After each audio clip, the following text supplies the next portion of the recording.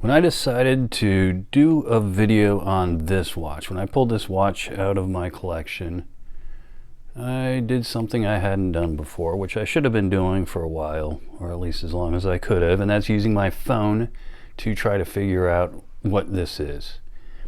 What it came up with was a 1935 Hamilton Nelson. So once I got that information, what I was able to do was do a Google search of Hamilton Nelson, and I found the website Vintage Watch Restoration, Vintage Hamilton Watch Restoration, and he has a Hamilton from 1935, Hamilton Nelson from 1935. He also had an advertisement which showed the price, and this, you can see, has the kind of Art Deco steps on either side. This one has the applied gold Arabic numerals, which according to the advertisement came in at $52.50 in 1935, which would be the equivalent of $1,241.51 today. So this was an expensive watch back then, and still would be an expensive watch today. It is 14 karat gold filled, and considering it's a 90-year-old watch, you can see some of that gold has been rubbing off on the high points and around the back. Again, on the high points it does have a slight curve to it. Now, one of the things, I guess this watch probably came to me in a lot of watches. If you've seen other videos where I did the unboxing of watches I got off of eBay, I typically buy them in lots. So that's probably how this came, and it just needed a service, so I took it apart back then, did a servicing on it, and it is working perfectly now. There is one thing that I wasn't paying attention to back then that I noticed when I was trying to figure out the exact date of this watch, because they made it for 2 years, so I'm not sure if it was 34, 35, 35, 36, because if he added 35, then it had to be either the year previous or the year after 35 if it only was made for 2 years. The movement in this, the issue was that the movement is a 980, which is supposed to be in this watch, is from 1947, because what I wanted to do was get the date of this particular watch.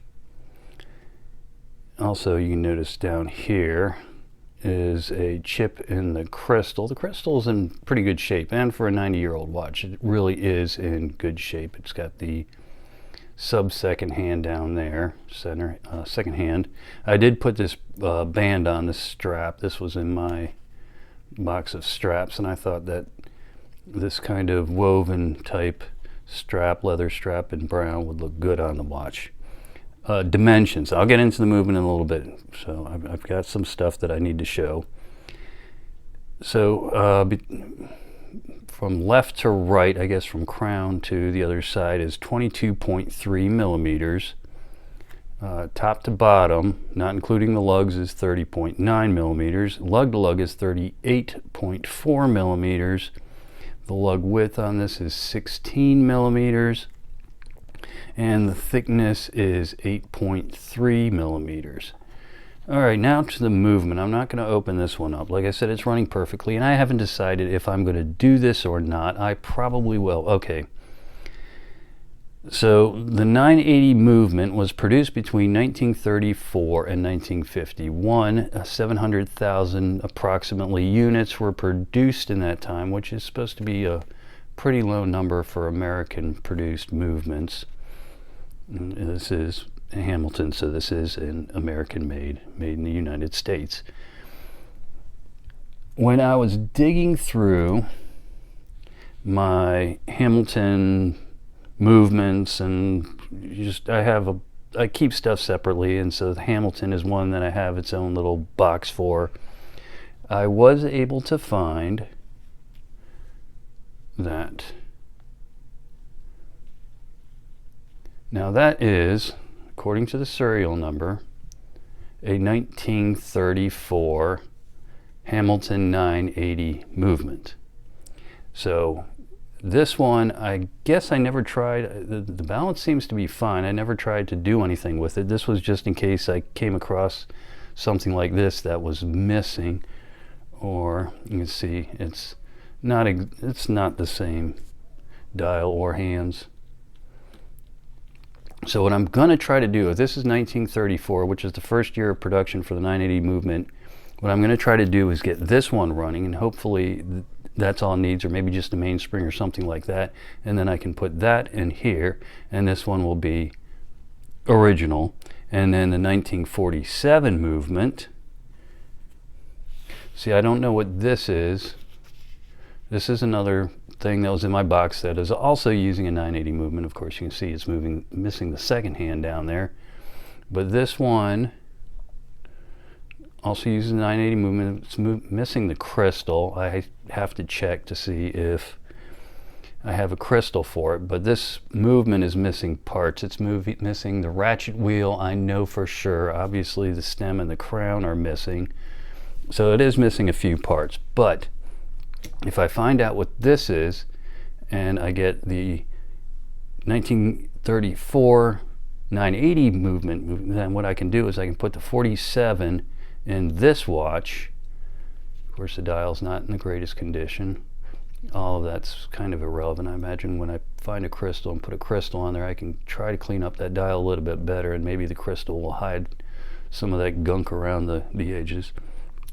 But what I'll do is I'll try to swap it out so that this one is more original. And back to this, as you can see, the crown would need replacing. I mean, I can still wind it up. I just wound it up before I made this video, so it's pretty much fully wound. But this is kind of a stub, and you know, it still does what it's supposed to do. This is a glass crystal, so there are scratches that, you know, the odds of me finding a crystal for this for a decent amount, you know, good price, is probably slim to none. So I'm just kind of leave it the way it is. Now this little black mark here, it looks like somebody tried to fill it, because it's not a pit. It's actually sticks out of the case. And I was thinking about shaving it down, but it's still going to be a black spot on the case, and I would be concerned about maybe touching the case where there still is gold filling on there and rubbing that off, or scratching the case. So, you know, since there's still be a black spot on there, I'm just going to leave it. It's, when you look at it in the video, the watch looks like it's 5 inches, 7 inches tall, but in real life it's what, 22.3 millimeters tall, so it's not that noticeable. And I don't think anybody would care anyway if I put this watch on and wore it around. I don't think anybody would be pointing out the spot on the case. All right, so I got this scale a couple months ago, and I started making videos on my pen collection, so I'll put this on there. This is actually the first watch I'm doing this. I think I had the scale for the last couple of watch videos that I made, but I just didn't think about doing it.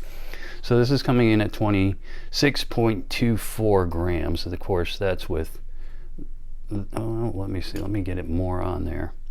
And it's coming in at 28.75 grams, but that's of course with my strap on it, and I am not going to take the strap off to weigh the case itself. And then I'll do something I'll do in my pen collection video.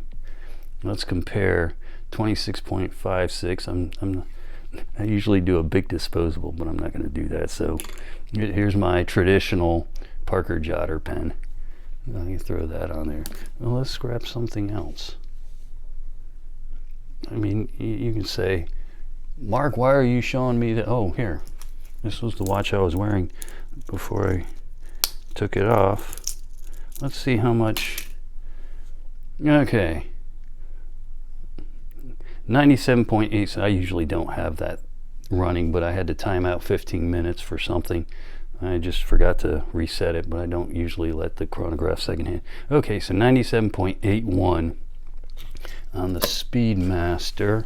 Now I'm just playing around.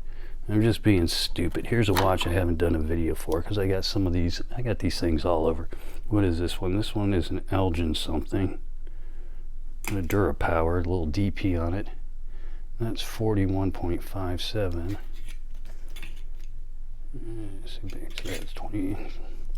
Let me see another one that I haven't done one on. I just got these ones. This is another one I haven't done one on. Yeah, 23. What is that? That's another Elgin. Here's a cool looking watch. Now everybody's starting to turn off the video because they're saying, Mark, you're being an idiot. It's 52.3. This is actually a cool watch because, well, when I get to the video on this, this is actually a pocket watch movement, or it works like a pocket watch movement. So the stem doesn't actually go into the movement. It kind of is two pieces, kind of. And well, anyway, I'll go into that. If you're familiar with pocket watch movements, American pocket watch movements, at least you kind of know what I'm talking about. And I had to replace the sleeve in this one because fortunately I did have a bunch of pocket watch parts. Okay, so I'm done playing around now. Let me put it on my wrist. Okay, 6.5 inch wrist. Actually, that is not bad at all, with a lug-to-lug of 38.4. Because it's thin, I think it just kind of makes it look like it's more stretched out than it would be if it were a wider watch, even though a wider watch. And the guy at the vintage Hamilton watch restoration said, yeah, at this point this is considered a small watch, and it is, of course. A lot of these older watches are, and this would probably be just as good for a lady as it would be for a man today. Don't know if I mentioned this, but it is 17 joules running at 18,000 vibrations per hour. But very classy looking watch, especially 90-year-old watch that's held up as well as it has. And I'm going to leave the case alone. Like I said, I'm not going to get rid of the little black spot, and I'm not going to do anything with the fading. And a lot of people prefer that, you know, these old watches be kind of left on their own because that shows the watch has been worn. It shows character. The dial is in really good shape. And the hands and the markers are all in really good shape. For as old as it is, no water has gotten in there or anything has been damaged. Obviously somebody at some point had to replace the movement for whatever reason, but you know, hopefully, like I said, I can solve that with that. Alright, anyway, if you enjoyed the video, just click like, subscribe. Thanks for watching, and that's the Hamilton Nelson. Bye.